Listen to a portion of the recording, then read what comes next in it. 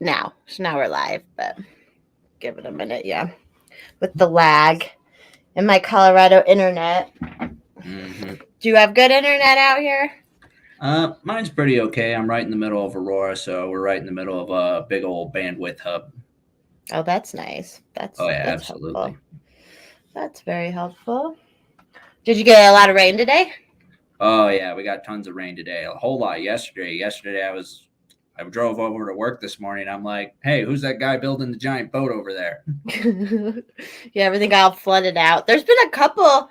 There wasn't. It didn't hit down where I was yesterday, but had the driveway got washed out twice from like crazy rainfall in the last 3 weeks or so. It's like wild to Holy get that much crap! rain.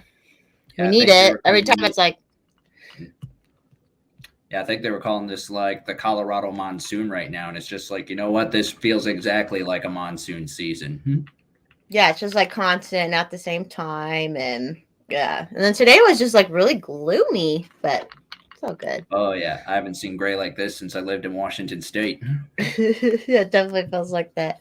All right, I'm gonna let you introduce yourself. Got a couple of people here, and just kind All of right, start out, and I'll ask you questions, and we'll go from there. sounds good. Well, welcome everybody. Thank you for having me on the show today. My name is Eric Mulder. I'm the Libertarian nominee running for the United States House of Representatives, Colorado's 6th congressional district. That covers the cities of Aurora, Littleton, and Centennial. It used to cover Highlands Ranch, but that got changed when the redistricting happened. I'm running for the U.S. House of Representatives because all three of the candidates, myself, the Republican, and the incumbent Democrat, we are all military veterans. We have all gone downrange. And I'm the only guy who came back from my experiences in the military saying, how can we prevent this from ever happening again? How can we be against the next war? How can we prevent war from ever happening? Because what I saw in Afghanistan when I was in the military push me towards libertarianism because we're the party of non-intervention and using trade to break down those barriers and to get people seeing each other as business partners, associates, and not as enemies. So I'm running for the U.S. House of Representatives to bring that mindset and that mentality back to Congress. So if you ever want to check out my website or find out more about me, it's mulderforco.com. Here, I have your Twitter on here too. I'll add. Oh, I actually did add your website to the YouTube description. All right, so you're District 6. It is. It's hard to like. I've been trying to look up all the different house districts and everything, but the redistricting makes it so hard to find like the new correct ones. It's been Oh, interesting. yeah, So are you absolutely. part Arapahoe County and Jeffco then down there? Yep, the city of Littleton's really weird because parts of Littleton dip into Douglas County. It's the county seat of Arapahoe County, and it also goes into Jefferson County too. So it sits right on the corner of all three of those counties. So I've got bits of all three of those counties in my district, and then some change. That's good. And at least it's not that I'm biased, but anything on the west side, I just love much more than the east side. So good choice. Yeah, it's the general sentiment. Once you get outside of the metro corridor, you get to deal with more folks who are more fiscally oriented, things of that nature. I did a candidate forum with a friend of mine. He was doing a forum, and I went there to support him in Washington County. And it's the issues that affect people out on the plains and out on the west. It's definitely different than what affects people in the metro corridor. We're all still human beings, but it was very good to hear that other side of Colorado. It's not just Denver. It's not just Boulder. Colorado's this big state, and a lot of it gets ignored.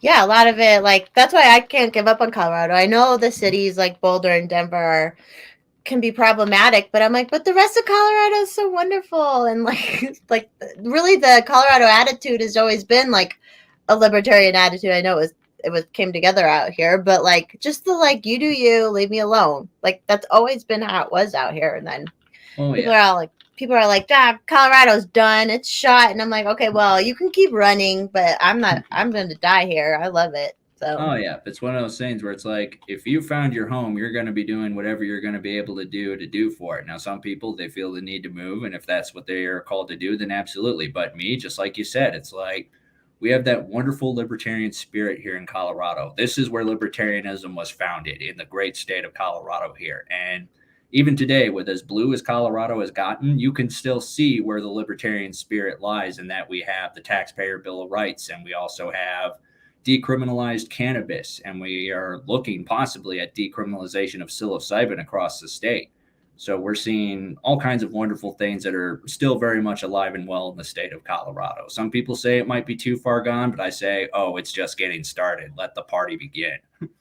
Yeah, I really do think the last 2 years especially woke up a lot of people to like who were definitely more GOP conservatives to kind of be like, oh, they didn't do anything for us either doing all this, you know? So like maybe there's just like this more libertarian attitude. I've had friends come out of the woodwork that are more into it now, and like we talk about it, and it's just yeah, I just love it here. So like what can I say? So Uh, when did you start? You started your campaign a while ago, didn't you?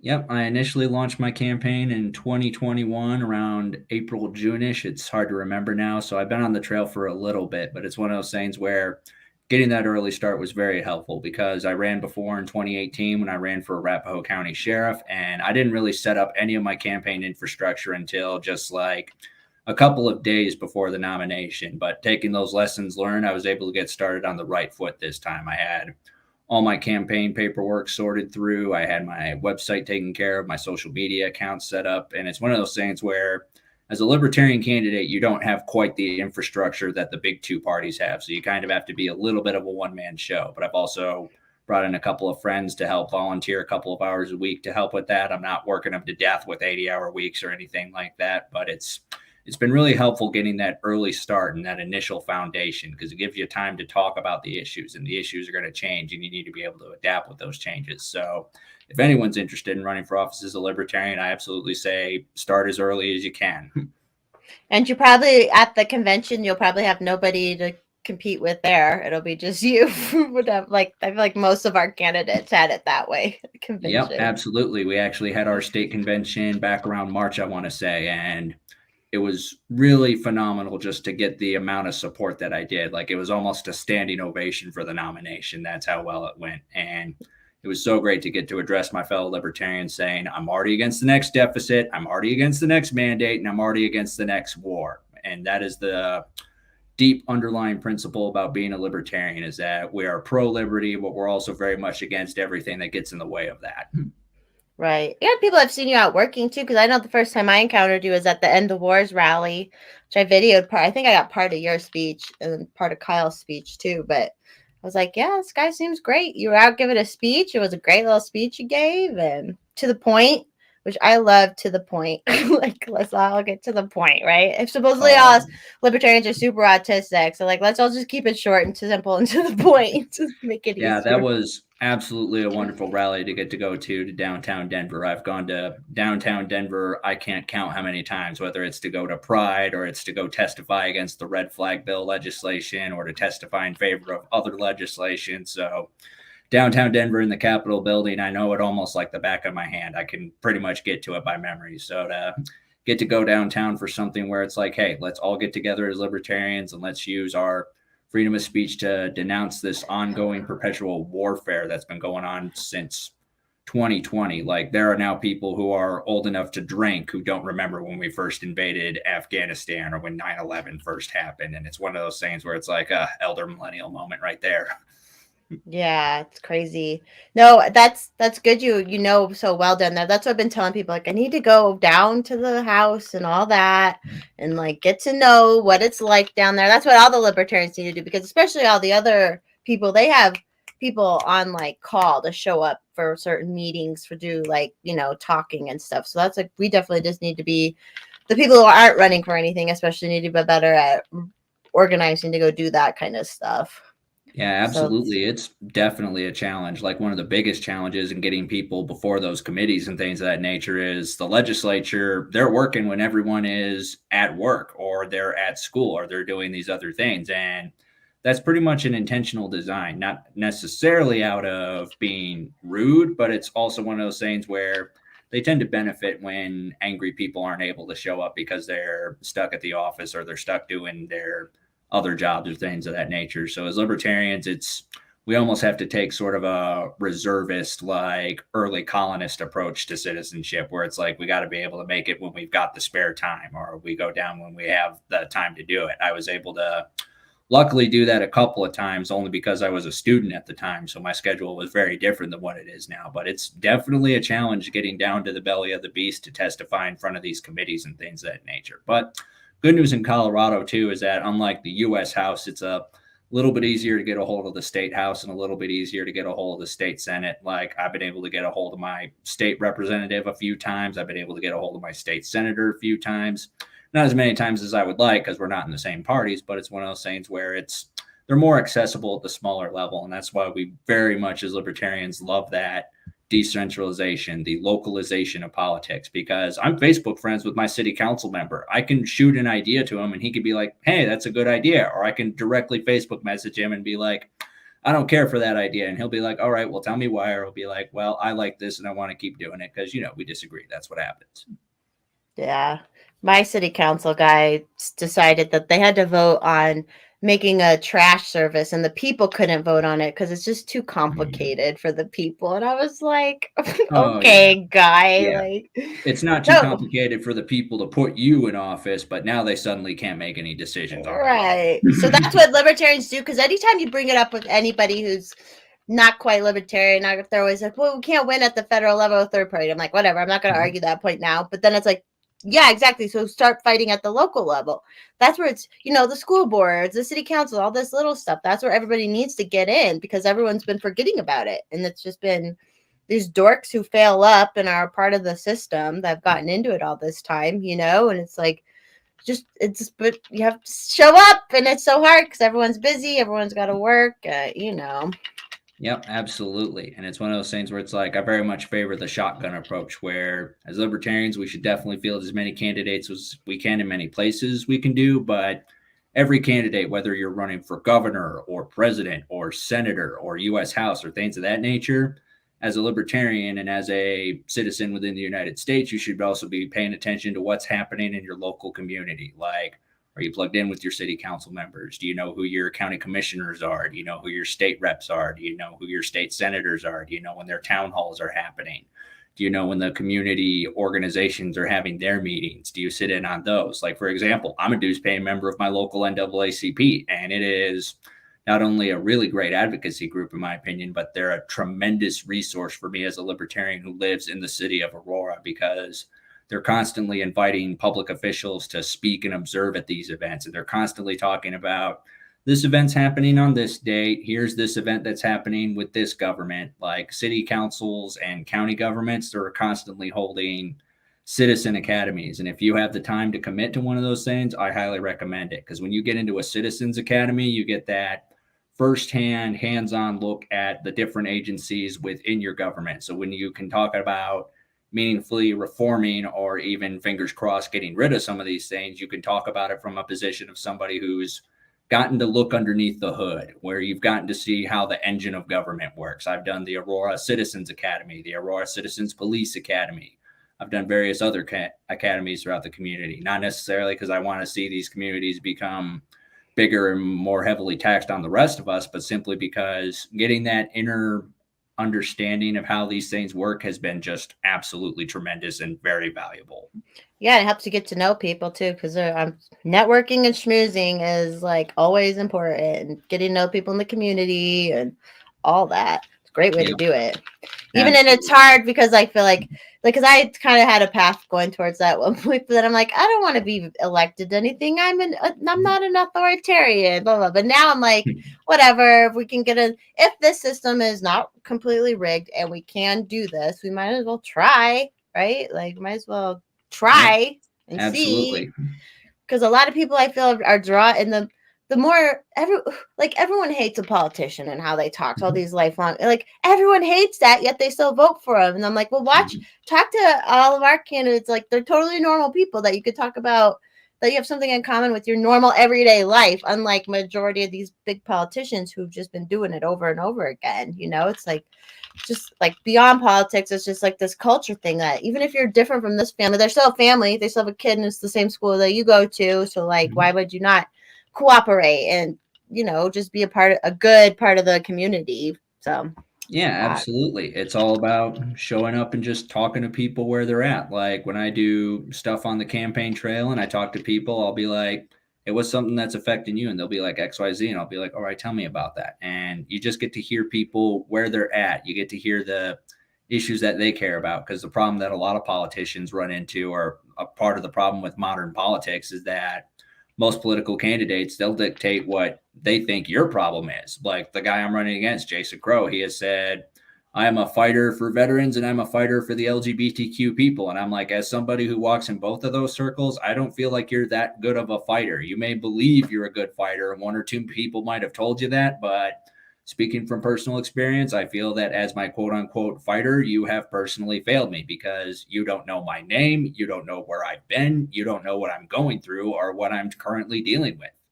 Like the people that I identify with as my fighters, they know me by name. They know me personally. And it's one of those things where it's like, your average U.S. House rep can't know everybody personally. So to claim that you've got that personal stake in people's lives when you don't know what they're going through or what they've been through, it's one of those things where it's like people get tired of that, and they get tired of the political talk. They get tired of the way a politician will go, when you ask them a question off script, because it's just like, no. Life is unscripted. So you can't give these scripted answers to people. You got to be able to work off the cuff and just talk to people like people.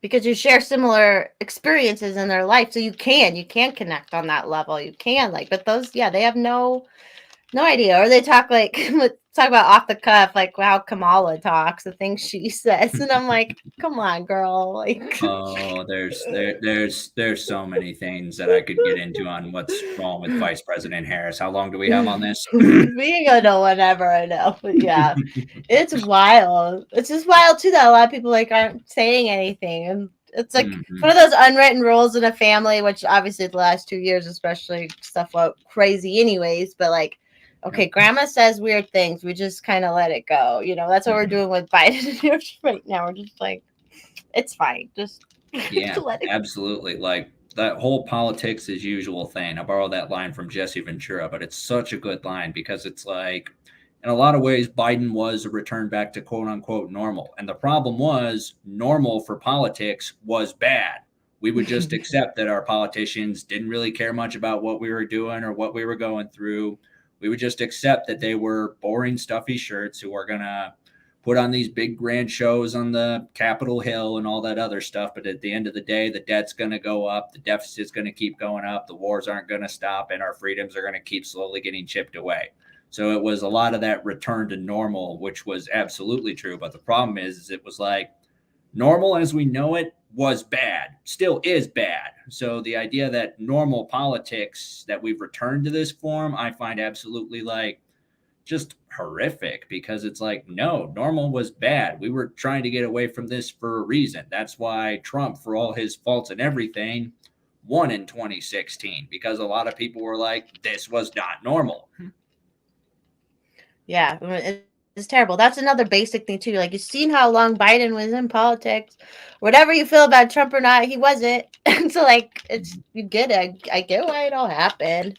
Whatever conspiracies it could be anyway. Everything. You have to think of everything in every way, right? Like, everything's possible. Joe Biden in politics predates the actual war on drugs. That's how long this man has been in public office, which to me as a libertarian is disturbing, because it's like, this guy has seen literal decades of this policy absolutely completely fail. Even some of the biggest drug war proponent organizations have looked at the numbers and have said, this is not working. And more people are coming to this realization. And the problem is, elected officials like Joe Biden, the Democrats said, elect us and we'll give you legal cannabis across the entire country. That has not happened. And we're seeing that with this election cycle, because once again, they're breaking out the old tricks of, this is the most important election of our lifetime. It's like, well, you said that last time, and you said that before that, and before that, and before that, and before that. And it's one of those things where people are like, we're kind of getting tired of the fact that you're just promising us the moon and the stars and then giving us nothing in return. And more people are like, that's not going to work anymore.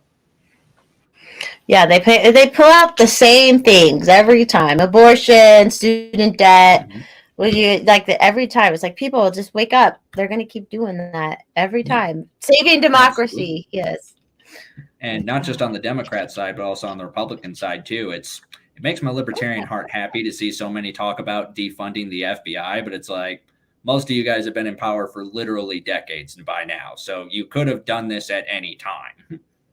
Yeah, and I like the FBI has been going after citizens for a lot longer, like wrongfully going after citizens for a long time too. And like I feel like I'm more important than Trump. I know maybe technically I'm not, but like I think us citizens are more important. And but I'm glad people woke up that the FBI is not a good organization, but should have known, you know. Absolutely. It's like if you just take a look and study history for even just a fraction of a second, you will see that the FBI has been involved in so many terrible things over the decades. COINTELPRO, the attempt to get MLK to commit suicide, and all sorts of other things.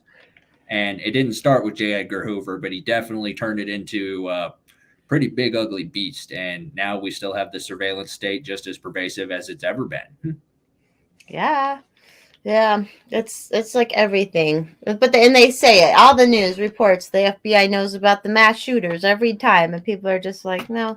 Well, the FBI is probably fine. It's just like Mm-hmm. no. Yep, absolutely. It's one of those things where it's like it's really good at catching people that they deem a quote unquote of interest to say the federal government or things of that nature. When it comes to these tangible threats within our own communities, sometimes we see a bit of a struggle there. And it's kind of one of those things where it's like just like when the Supreme Court has ruled on how the police don't have an obligation to protect people. And we saw what happened in Uvalde. So it's one of those things where it's like a lot of the machinations of government we've been taught growing up as kids that these are here to protect us and keep us safe and serve the community. And we have often seen when push comes to shove, a lot of times that's just simply not the case. Yeah, yeah, it's yeah. I was talking last night. I had a gal on. She's a libertarian from Australia, and so they're called liberal Democrats down there. But she's a libertarian. Mm-hmm. She loves guns, you know. And you Mm-hmm. were talking about that, just how the cops will. Okay, they say, well, you just call the police because it's obviously even worse down there. Just call the police if something bad is happening, right? Mm-hmm. Obviously they do have a lot less gun crime. That's because they've just been rounding them up for years and years now, Mm-hmm. but yeah, just like how creepy that is. Like just the idea someone doesn't want you to be able to defend yourself to the same level that somebody else can hurt you. Like it's Yeah. such a And simple. yeah, that's absolutely a problem. Like, I'm running against Jason Crow. He's a former United States Army Ranger who talks about how, as an Army Ranger, I believe you don't need to own an assault weapon. Oh, And the he's big, one of those. yo, he very much is. And I take a pretty big problem with that, mostly just because it's like, all right, let's break down the mathematics here, Jason Crow. So, every U.S. member, every member of the United States Congress, they have a dedicated police force, they have the Secret Service protecting them, and they have a relatively high police presence in Washington, D.C. When you break down the number of armed officers per every member of Congress in Washington, D.C., every single member of Congress has about 5 armed uniformed personnel protecting them, and that's not counting private security. When you come into my community in the city of Aurora, if you were to take the entire Colorado National Guard, withdraw them from whatever overseas engagement they're doing, take them off of their drill weekends, and you took every sheriff's deputy in the county, that means no one's guarding the jail or doing anything, and you took the entire city of Aurora police force and you told them your sole job is to protect the people of Aurora the way Congress is protected in Washington, D.C., you would have 60 Aurora citizens for every one uniformed person. And that's if you take all of those people. So for someone who has 5 armed security guards to say 60 of you who have to share one armed person, you're good. It's one of those things. It's like, that is just so grossly out of touch because even if we had this improbable statistic of protection, we still would not have the same level of protection that Congress gets. And Congress even had the building stormed on January 6th. So it's one of those things. It's like, you can't say the police are always going to be able to protect you. And you can't guarantee that because it's like the police barely protected Congress on what happened in January 6th. And 60 of us in Aurora would have to share one uniformed person, assuming we'd get the entire Colorado National Guard and the entire Arapahoe County Sheriff's Department and the entire Aurora Police Department, which is not how that works. Yeah, yeah, it's just so obvious. Oh, it drives me nuts because it's just like self defense is just like the easiest thing to understand as a human, but I don't know. They got people so messed up about it, and they're like literally saying, "Hey, we're protected with all this, but these people, they're bad because they want to protect themselves from us with these guns." But the weapons of war, they're like, I'm like, they literally war. You've seen war. I'm like, these people are the ones who actually go do war. Citizens aren't warring. Like, No, why are absolutely not. we should be allowed it because we're the ones not being terrible with it. But I know that's Yeah, like absolutely. they It's don't one of get those that things line of where it's thinking. like at the end of the day, you're responsible for your own self protection, and government just simply doesn't have the capability to do it for you. Now, I've never had to shoot anybody back here in the United States, thank goodness, and I've almost never had to shoot anybody in Afghanistan. That's not always a guarantee, but it's one of those things where it's like the ability to protect yourself from harm if necessary is a good thing, especially because you have several jurisdictions where no-knock raids can still be done by the government. We saw what happened to Breonna Taylor, who was killed in a no-knock raid, and it's one of those things where it's like, yes, harm can happen to anybody at any moment. So the ability to defend yourself is absolutely something that I cherish and something I definitely value. Yeah, and hopefully you don't end up like poor Johnny Hurley. R.I.P. to Johnny Hurley, where you are the good guy and then they show up and shoot you anyways. But that's it. Yeah, Yeah, the gun very. grabbers they can say in one breath, we need to tell the guns so there's not gun violence, so they Mhm. can admit that there can be gun violence against people. But then you're like, okay, well, why can't I defend myself? And they're like, no, you can't. It's like, Yeah, do you not absolutely. understand? Like, Yeah, so it's one of those backwards. things that I vehemently don't agree with because it's just like the people that these organizations want to confiscate firearms from, it's like those people are not going to give those up. They're not going to give them up without a fight. They're going to actively obstruct your attempts to take them away from them. And people are like, there's a poll going out in the United States that some 25% of the country, maybe higher, believes that a potential civil war could happen in the United States. So it's like if you start grabbing guns from people, that number is going to drastically go up, and you could possibly get this thing you don't want to have happen. Yeah.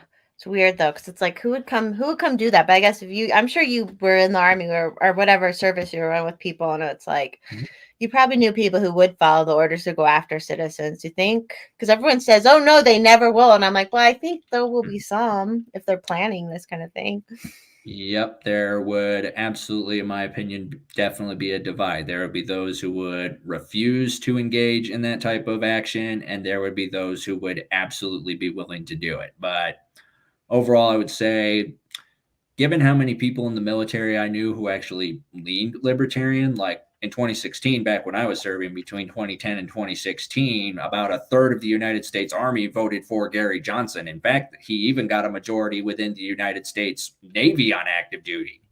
So it's one of those things where Ooh. it's like, yes, there would absolutely be a disturbing number of people within the government who would absolutely be willing to follow out an order like that. But there's also a relatively high number of people in the government who would not do that. So it's one of those interesting things where it's like, yeah, it's a pretty good even split, I would say. And do you think that get trying to get although there's I know the Air Force had to stop theirs, but people forcing the vaccine and or discharging them, do you think that was kind of like a test too, like a I think it was definitely interesting to see the pushback come back when it came to the COVID vaccine because every other vaccine within the military, there was no choice. You would get it. yeah, you If the have to take military so said, many yeah. already. And that's kind of one of those things when I tell people when they're thinking about enlisting, it's one of those things. It's like, I'm not going to stop anybody from enlisting because I did it. And I think it'd be wrong for me to say, don't do what I just did. But it's one of those things where it's like, this is what the military is going to make you possibly contemplate. If the military says you're going to get the sticky stick and you don't want to get it, the military most of the time is going to tell you tough cookies. So it's one of those weird things where it's like, it was really interesting to see the level of pushback that happened because we never saw this with previous vaccines before. Like I Yeah, was in there the weren't that military many way before religious COVID there weren't happened. that many religious like exemptions for the already required ones probably, huh?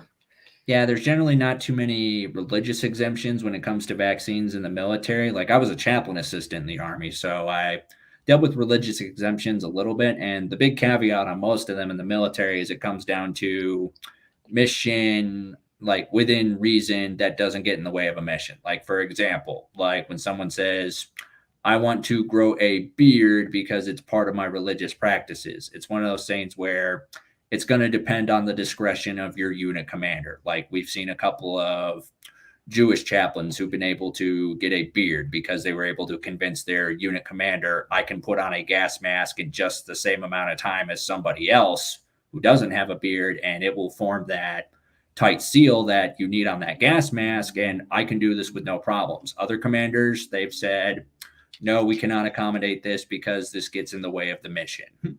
So it's one of Yeah. those case by case basis sort of things. That's why when everybody comes to the chaplain or chaplain assistant and says, I want a religious exemption for XYZ, we take them through the process, but we tell them it's going to depend because in the Army, it's very much a commander's discretion, case by case basis sort of thing. So sometimes it can happen and sometimes it can't. And I haven't really seen anything with that in vaccines prior when I was in, but when I was in the vaccines, the COVID vaccine didn't exist when I was in, or at least it wasn't like as we knew it today. So it's one of those things where we didn't really have the COVID vaccine. So, and the other vaccines had been on the market for a really long time and they had a pretty long record of what effects were good and what were bad. But there's also another thing in the military too, is that there's a lot of experimental stuff the military has done and people didn't find out until several years after the fact. So who knows what's going to come up in the next couple of years.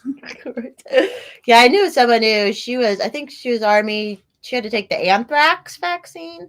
I think so. And it messed her up a little bit. And she was like, yeah. And she got out and everything, but she was like, yeah, I'm done. I'm done with vaccines now. Like, without knowing, without them being the ones who've been around for a while. We know they work and all that stuff. So, oh, yeah. And not just vaccines, but in the military, you're exposed to all kinds of stuff. They're like, I'm convinced there's going to be TV commercials that'll say, were you in the Army from 2009 to 2020 something? It's like, hey, I might be entitled to a cash settlement of $3.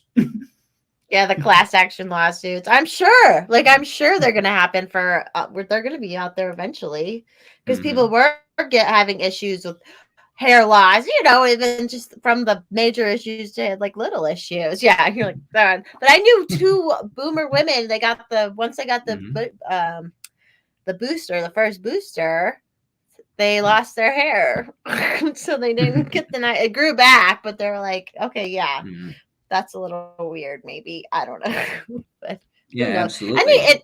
Any medicine, like when on earth did we ever say there is one medicine that every human being on earth should take at this moment? Like that's never been a thing. It's just it could work for some people and it could have disastrous effects for another because that's how it works when you put things in bodies. Like, yeah, absolutely. And that's the thing that we always try to emphasize is it's like you know yourself better than almost anyone else does. Now, that doesn't mean never get advice from a doctor, but it's like if you have a doctor that you go to and you trust and you talk about your health concerns with your doctor and you're both like, well, if your doctor makes a certain recommendation, you absolutely, as the patient, have the option to say, thanks for the recommendation, doctor, but I'm going to do something else. Or, yep, I like your recommendation. I'm going to go with that. Let's go ahead and do that. It's that bodily autonomy that we're very big on as libertarians, where it's like, you absolutely own yourself and you should have as much agency over yourself as absolutely possible because this is you. This is your own personal health. You only got one of you. So it's one of those things where it's like,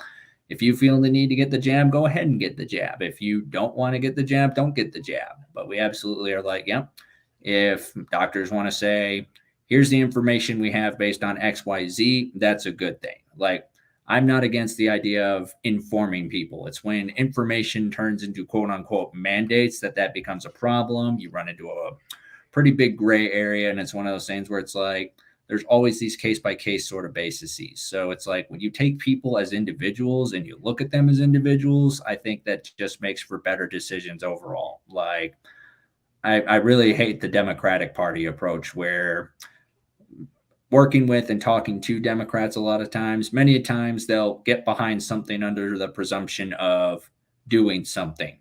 But the problem is that the doing something often involves the use of government agencies. Like the part that I found a little perplexing when they came to mandates was when Democrats were saying jail people who don't get vaccinated. Not every Democrat was saying that. A lot of them were not, but some very vocal ones were. And the problem with incarceration for something like that is jails are often an incubator for all sorts of epidemics and outbreaks like measles, mumps, and things of that nature. Because what happens is that someone goes to jail and has something, it doesn't just stay in the jail. It gets exposed to the guards. It gets exposed to the staff who work in the jail. And when those people go out into their greater communities, go back to their homes and their hometowns and things of that nature, all of a sudden you basically turn the jail into like a pressure cooker for outbreaks and all sorts of other diseases. So it's one of those things where it's like, this incarceration approach to vaccine mandates is kind of counterintuitive in that regard. Yeah, it's just rude because they were even saying that about healthcare too. They were like, they shouldn't get healthcare, blah blah blah. Mhm. And as someone who's like kept myself healthy all my life, I never said, oh, if someone lets themselves go, they shouldn't get healthcare. You know, Mhm. it's just like so frustrating. Where it's like, I may think, hey, your choices are going to make your health worse, but there's nothing I could do about it, and I'm not going to stop you from something that you're paying for or whatever. Like, oh, it's just weird times how people completely lost the my body, my choice thing. But like, it was just bizarre, absolutely bizarre. Mhm. Oh, this is before I tell you, this is totally last minute, but I'll Mhm. do more of them. But tomorrow I know you're in Aurora, but in Castle Rock, there's a brewery called 105 Brewery. And the owner of it is like super. I don't know if he's in the Libertarian Party, but like he's super libertarian. And one of his bartender follows me on Twitter, Mhm. and like they're a huge supporter of the community. But anyway, so I'm having kind of a liberty and some friends from high school meet up. So I don't know. I want to start doing more for all the candidates too. But if you want to come and talk to people, that kind of thing, I'll be there 4:30 on. So, but Okay. and then I got to remember I'll plan more. I want to talk to him tomorrow night and be like, hey, we gotta work some like networking here. Because they're like, during COVID when, I don't know if you remember at one point they had a 5-star system, which is another level of bureaucracy where restaurants could have someone come in and inspect and blah, blah, blah. And then you pay a little extra money. And then you could have more people come into your restaurant because it's not as COVID dangerous. And he was just like, Mhm. you had to take people's names and stuff too. He was like, are you kidding me? Like, he's like, we're not doing that. Luckily, he had a patio, so he was able to do some stuff when the weather was nice until while everything was. And this is in Castle Rock, but Yeah, so it's like got to with get the him over to our people. TSA who yeah, it's like with the TSA who are like for an extra X amount of dollars you can keep your shoes on at the airport. It's like how does that X amount of dollars alleviate more terrorism, or how does X amount of dollars suddenly make this a healthier thing to do? Yeah, it's so silly, and that's where like and they just always build the bureaucracies. They never disappear, and that's why I'm like, Mhm. overall, I would say I'm more anarchist, but I support the Libertarian Party. I'm throwing energy towards it. I'm in it to win it, but Mhm. like, and if I believe all of us and you guys who are actually running for stuff, like I really do true, you would tear stuff down or like Mhm. eliminate unnecessary crap. So I'm like, let's do it. I support it. Oh yeah, Uh, absolutely. As libertarians, we very much are like, we would definitely love to see less government. And usually our opponents will be like, well, how much less government? And as a libertarian, it's like, we're not quite sure yet. Get us elected and let's see what we can get away with. yeah. Mwahaha. You're like, maybe all? I don't know. No, I'm just kidding. Oh Yeah, it's yeah, funny. that's why for us it's always an opportunity in every election cycle, because this cycle it's like, who's going to control the House, the Republicans or the Democrats? And as libertarians, it's like, doesn't really matter to us because we can get to all sorts of dismantling no matter who's in charge, as long as we get a chance to get our foot in the door and get a seat at that table. Like, one of the most powerful legislators right now in the United States is Joe Manchin. And that's because he's kind of a swing vote. He kind of goes one way, he kind of goes another. He wields more power than almost any other political figure in the United States with that 50-50 split.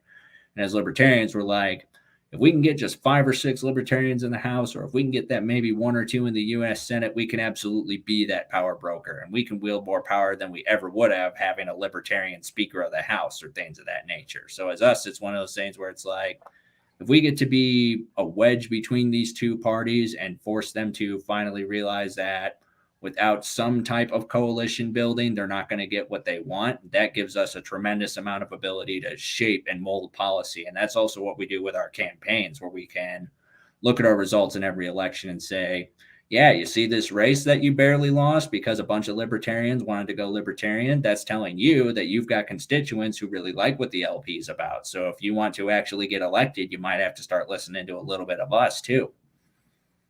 Are you going to do door knocking and stuff like that? Do you do that?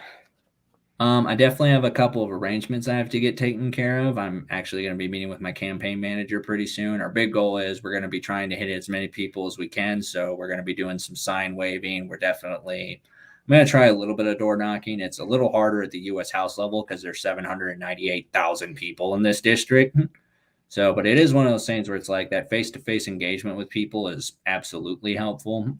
Like one thing that was surprisingly effective when I ran for sheriff in 2018 was I was able to get out some radio ads. I would have people 2 years after I ran coming up to me being like, "Oh, hey, I heard you on the radio." I'm like, "Oh, wow, you did. Perfect. Note to self, more radio ads." And they're relatively affordable too. So if any You're like, yeah, libertarian that one candidates, works. yeah. So it's Good. like Never if know any with libertarian advertising. candidates are listening, radio is definitely the way to go if you're looking to get the most bang for your buck. There you go. That's a good tip. I'm happy to help out. I can volunteer a shift or two. I want to try and volunteer for everybody. So I'm happy Cool. to knock on some door. I'm a real estate broker and I don't even knock on doors for me, but like for this stuff, I'll do it. I'll do it. Nice, nice. I can't sell myself, but I can sell the idea of liberty, no There problem. you And then go. the candidates who support it, right? Like that was fun because I door knocked for Brian in Broomfield last year, and I was like, it was the first time I ever did it, and I was like, oh, this is kind of. I hate talking to people like that, but then Mhm. it got kind of like comfortable, and then like talking to people, you know, it was like Oh they're yeah. like almost all of them were like, does he want less taxes? And it's like, yes, this will be your candidate for less taxes and stuff like that. So that's what a Oh lot of yeah. people care about. Anyone who runs on less taxes in Broomfield is definitely going to go pretty far. Yeah. Although he lost because another guy he had a ton of funding and stuff. But same, I'm like, whatever. Oh, We gotta start somewhere. Gotta do what we gotta oh do. yeah. You know. Yep. And it's one of those things where it's like, if you're not on the ballot, no one can even vote for you. So when you get on the ballot, even if your chances are low, they're not exactly zero. Yeah, and just I think I forget it was Jacob was on or what, but we were tired. Like, just if that there's a name on every ballot that says libertarian, that's good. That's just good for people to see it, you know, even if they don't ever vote for it. At least they're seeing it more and more. So that's what we need.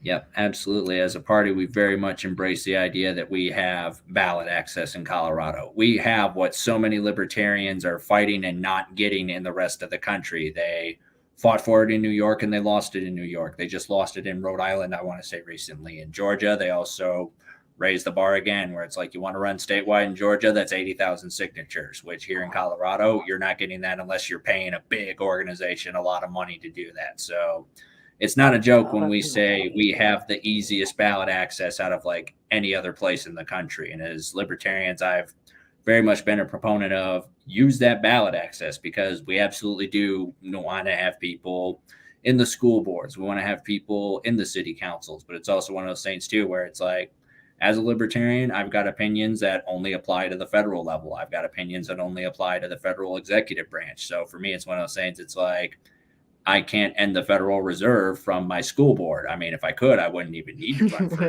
the federal office, I would say. Oh, it's too funny. Um, all right. Any like last thoughts or anything you want to put out more about your campaign or anything? I'd say for last thoughts, I would say we're going to hear it again and again. This is the most important election of our lifetime. They said it last time and they said it before that, and they're going to say it again and again and again. And the Democrat and Republican Party, they both pretty much are the face and heel of this big, giant, ugly machine. They'll fight each other tooth and nail and they'll bruise each other pretty bad. But when the cameras come off, they're both getting paid by the same special interest groups.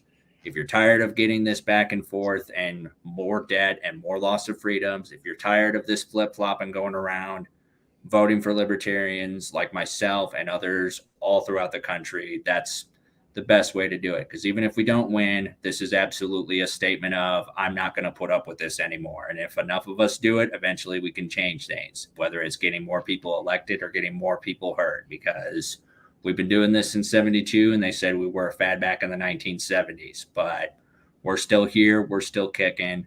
I say we've got dystopia looking us in the face. Let's tell the GOP and the Democratic Party we're going to make dystopia fiction again. We're going to make it just like 1984, Animal Farm, and all sorts of other books. We are going to make dystopia fiction again because we're going to create a better reality that embraces freedom for every single individual. So if you want to get behind that, I am mulderforco.com.